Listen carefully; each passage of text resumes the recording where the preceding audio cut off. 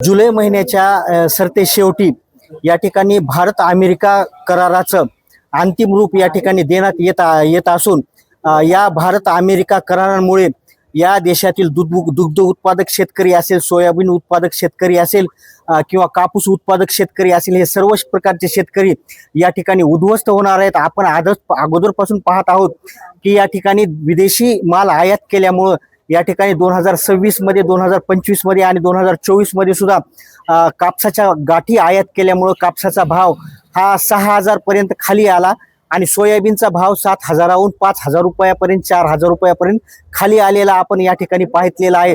जर हा भारत अमेरिका करार झाला तर काश्मीरच्या सेब उत्पादक शेतकऱ्यांपासून कन्याकुमारीपर्यंत, मासळी उत्पादक आणि शेतकऱ्यांपर्यंत आणि धान उत्पादक शेतकऱ्यांपर्यंत सर्व शेतकरी प्रभावित होणार आहेत।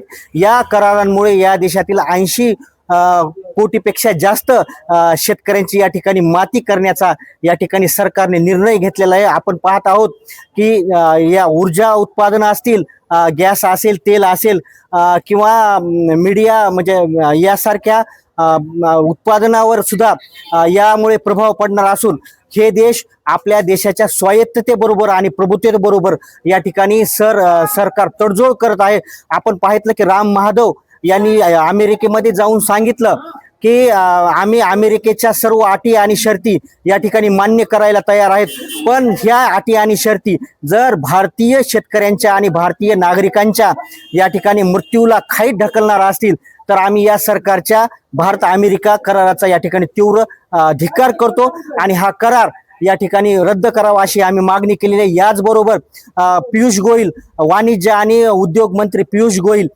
यांनी तत्काळ राजीनामा द्यावा आणि त्यांनी जे भारतीय लोकांना लपून छपून आणि संसदेला आणि शेतकरी संघटनेला आणि शेतकऱ्यांना लपून जो करार केलेला आहे हा करार तत्काळ मागे घ्यावा अशी या ठिकाणी आम्ही मागणी केलेली आहे। संदर्भामध्ये दिल्लीच्या जंतर मंतरवर शेतकऱ्यांच्या आंदोलनाची या ठिकाणी परवानगी मागितली, पण आता दिल्लीच्या वेगवेगळ्या बॉर्डरवर सबंध शेतकऱ्यांना अडवून धरण्यात आलेला आहे। अजूनपर्यंत आम्हाला जे या ठिकाणी जंतर मंतरवर आंदोलन करण्याची परवानगी दिली नाही। सबंध भारतभरातील शेतकरी या कराराच्या विरोधामध्ये आता दिल्लीमध्ये एकवटत असून राष्ट्रव्यापी आंदोलन होत आहे।